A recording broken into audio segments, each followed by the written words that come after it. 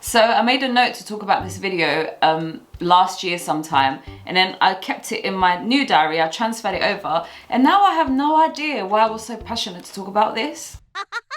But I have a little bit of a memory, but I still don't know if the memory is like what the whole memory is. I don't know if somebody said it to me, or if somebody asked me, or if I saw a video, and it was, the picture in my head is of like this guy who's really confused about what he's doing in sexuality and what he's supposed to be doing. I wish I could remember exactly what triggered this video, because I cannot for the life of me remember, but it gave me an idea that men, I think a lot of the time, and they don't give it away, they're quite insecure as to what they're supposed to be doing in the bedroom and what they're responsible for. And I felt like I wanted to be a helpful citizen and a helpful lady and come and help out, but then I didn't want to just like single out men, so I thought let's just talk about both of them. Do you know what, my eyes are really tired today, so if they look very tired, it's because I changed my son's whole bedroom yesterday. But anyways, I love to talk about sexual things. I love to talk about well, I do like to talk about sexual things, but that's not what we're doing here. I like to talk about sex and sex education so we can help each other to become great sexual beings. So I aim to call this video, because sometimes I change my mind, men and women, their roles in sex. I don't have a lot of experience in sex, even though I feel like I should have. I was thinking about this today, yeah? The amount of people that I've had sex with, right? It's like, it works out if you do the maths, that it's like less than one a year, and my relationships never last for a year. Oops. I'll be lucky if they last for like 3 months, right? Because I'm a bit difficult like that, right? But if you work out my age, and then the first time I had sex, I feel like, shouldn't I at least have slept with somebody like once a month? And then, you know, like when people say, oh, you're a person of the streets, right? Wouldn't the people of the streets then be sleeping with a different guy every day? So then if I'm sleeping with one guy a month, like a different one, I just feel that my number is way too low. And like literally at my age, I should be on like 200 men or something. Because it just doesn't make sense as to how I could, like, one a year, like... I feel like we're not as active as we should be in that space with different people. Okay, I'm sounding like, do you know what? I will be out in the streets, I just don't have courage. No, it's not that I don't have courage, it's because I'm difficult, like I keep saying. Otherwise I would be out on the streets having all of them that I want. Because that's what we're doing here, is that we're having things that we want. So I would just go and have what I want. But then obviously that's a two-way street as well. It can't just be me picking people out, kind of saying, you, mine. But that's what rich people do though. That's kind of sad, because then you don't know if people are having sex with you because they want to anyways, or because they want some money. Is it money? I don't know. Is it fame? I don't know. Right, so let's just jump into the typical traditional view that we have been carrying for a very long time of the roles of the people in sex. So traditionally, the men are the ones that always have to take lead, and they're always the ones that are kind of maneuvering the situation. I'm gonna try not to annoy myself here, because I'm just getting annoyed at this picture already. Like, excuse me, you control me, and I've been playing along with those roles. What? And now I'm thinking about it, I'm like, no. Oh, I forgot to introduce you my rings. I've got a black one today, and I've got a white one today. Anyways, so men traditionally control and maneuver the situation, right? So then they're like insinuating the taking off the clothes, insinuating the sex, then getting on top, literally always getting on top. So then they're the ones that are like taking the clothes off, they're the ones that are like insinuating it, they're the ones that are like, once again, not always, but I'm just saying traditionally. So you could imagine that if I was a guy and I was a young guy, I would be my pants as to what the heck I'm supposed to do, because I'm the one in control. I'm like the boss, and I'm like the one that's supposed to like make this happen. And then the woman's position is to receive, is to make you want sex, as in like the enticement of it, of like the like, oh, do you want me? Oh, come and get me. And then you get all enticed, and then you go and chase after her, and then she teases you a little bit more, like, oh no, you can't have me, but then she lets you have her. So then the man's doing the chasing and the woman's doing the being chased, and then the man is the one that leads all of the points of sex. Like, he takes the lead on all the things, and then she's the one that kind of follows. And I could just, like, because I have a son, right, and he's just so sweet and innocent, I could just imagine the torture he's gonna go through having to think that he's in charge of all of this. And because like I'm not that I think that they call it toxic masculinity. I don't know. I don't want to misuse these words that go around because I actually don't read them up or nothing. But I'm guessing what toxic masculinity is that all of these typical things that you expect a man to be. And because like, he's not growing up in that environment whatsoever, then what help is he gonna have when it gets to that confidence of like, oh no, but this is my job. I'm a man, because I've not instilled that in him. So what's he gonna do? And it's just making me panic a little bit of like we need to talk about this for the sake of my son alone. So that he doesn't feel like this pressure of like, oh, I need to be in charge, because it's like, no. And you know what? Fair enough, it could be a little bit of a shock to him, and I know that he can adjust, because I think that we all adjust to things. So then he can learn how to get past the fear of leading, and then like end up leading a woman who's following him and who's receiving him sexually, right? But I just feel like it's a little bit unfair to put all of that pressure on the man, because then like he could that could like really kick somebody's insecurity if they're the ones that are always leading, they're the ones that are responsible for making stuff happen. So then if somebody's feeling a bit insecure, then that would be a lot of pressure to make this sex happen and make it happen and actually win you over. Because obviously if you don't win the woman over without being forceful and stuff, because we don't want to be forceful, because that's actually just heartbreaking and just sad. I forgot what I was saying. I just got a whole new picture in my head. But traditionally, I think it's unfair to put all of that pressure on a guy, and especially young ones, that they just don't, they're a bit scared of what they're doing. And then if they're not being able to convince a woman to finally give it up, then you could imagine that will make people insecure. And so then this like chasing and being chased and leading and following of the sexes, I just think we need to talk about that. Because like I said, we're kind of forcing men to take this leading role of like, yeah, I'm the leader and I lead in a bedroom and I'm the one that has to make this and that happen, and I'm the one that's going to be like changing positions, even though like, why change positions? Oh no! I feel like we're changing positions for the wrong reasons. See, this is what I mean. I could find subjects in sex everywhere to talk about, because why are we changing positions? For the man, are you changing positions because you think you have to please your woman? And then for the woman, because to me, if I like something, don't change it. And if I don't like it, okay, you can change it. So is that the only reason why you're changing it? Because you think that they don't like it? Because if you're changing it to spice it up in the bedroom, like, stop it.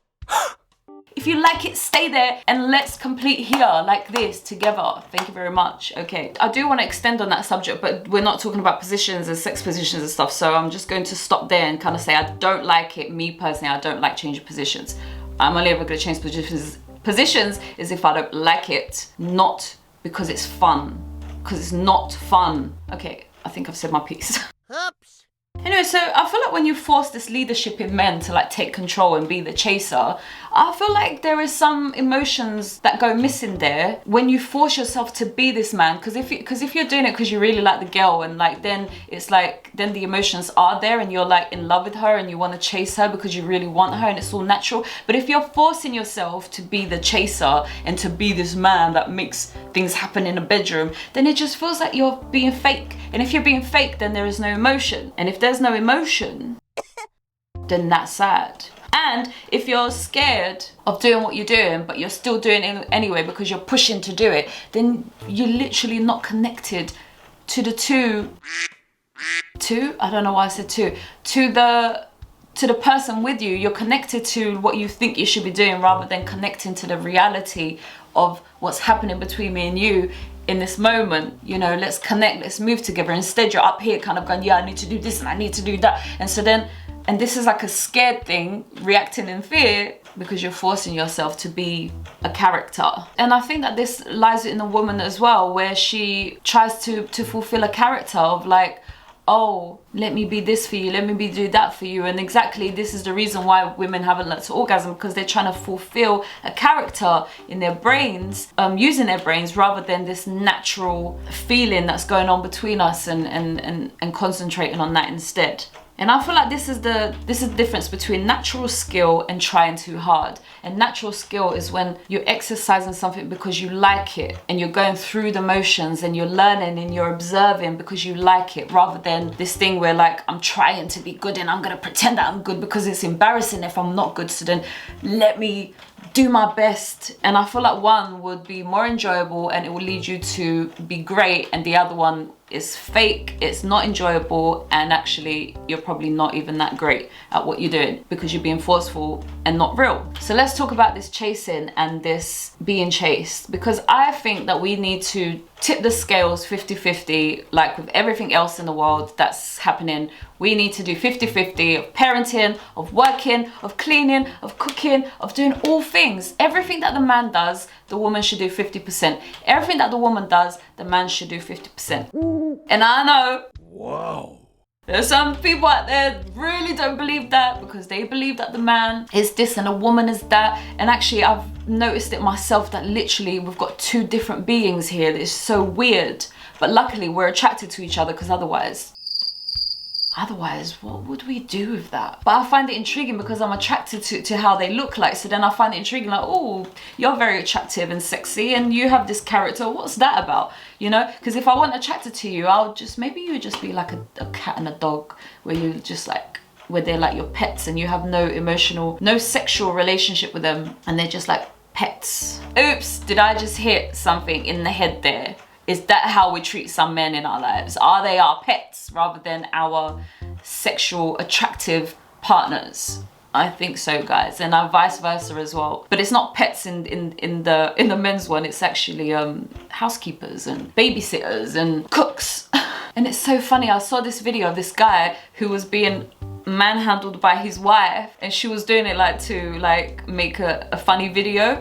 And his reaction was hilarious, and she like kind of like pulled him up against the wall and like put his hands up against the wall and held them there. And you know, like when you're in a really high building, like a tall high building, and the height makes your legs go jelly and your whole stomach go like, ugh. Like I could feel from this video that the man was literally having that reaction of like, oh my gosh, what are you doing? Stop it. And I thought it was hilarious. I was laughing for ages, and I kept rewatching it because it was so funny how like shocked he was. Like, you can't do that to me. Oh my god.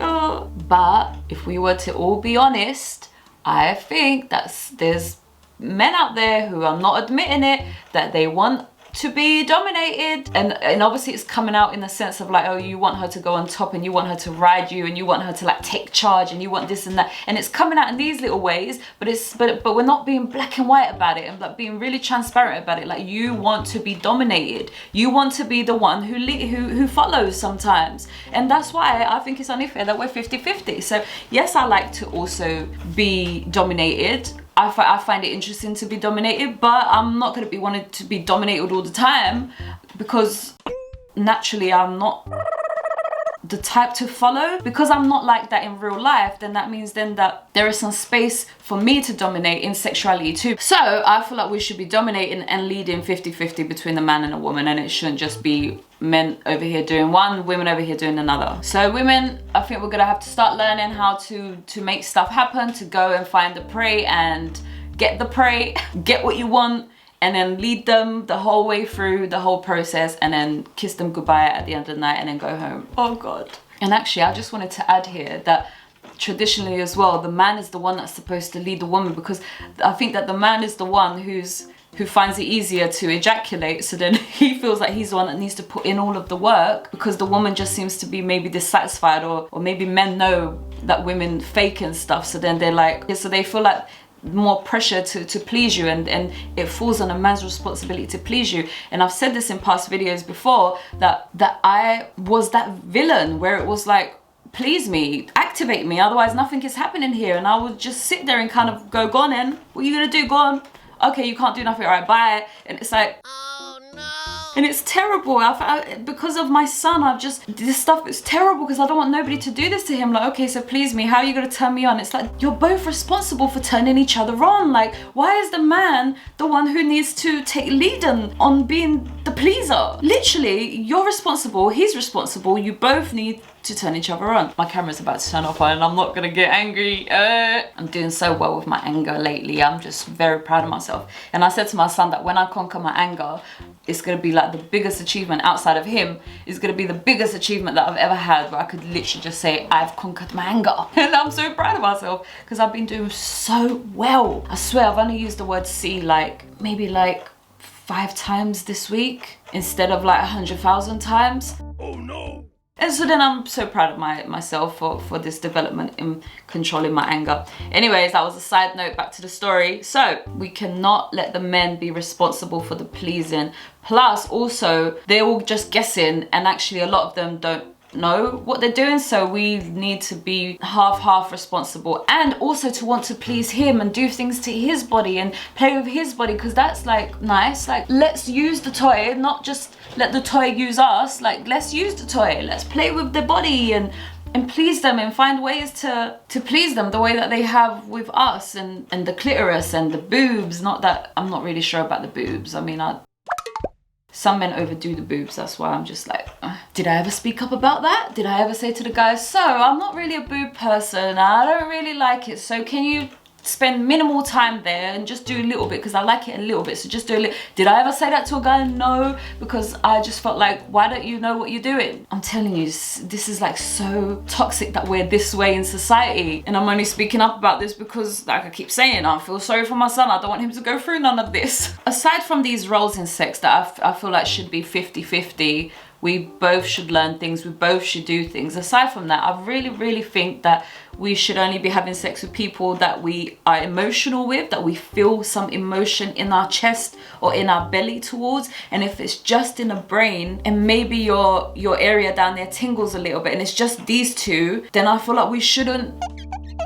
Well, we should avoid it, because not that we shouldn't, because you can do whatever you want as long as you're not harming anybody, but maybe that is harmful for the self and you don't even know it, that if you're having these sexual relationships without any emotional or gut-wrenching feelings, then I feel like we should avoid having sex with people if we don't have those connections with them. And mostly that's actually on the, I don't know, traditionally, mostly that's on the man's side, because the woman traditionally is the one that's emotionally naturally, but again, that's not the same for everybody around the world. And then on the woman's side is to be certain of your comfort. Am I comfortable? And the man as well, like, because he doesn't know, and maybe he is a bit scared. If he feels like the woman is uncomfortable, a lot of men just carry on because they don't know what to do. They're like, should I carry on? And literally, we're babies, like we're babies, so we can't even judge each other. We're babies, but we need to start speaking about this and be open. And if you feel like there's uncomfortableness, you should just stop, because she is uncomfortable and there's a reason why it's uncomfortable. And when you're uncomfortable, the orgasm will not build.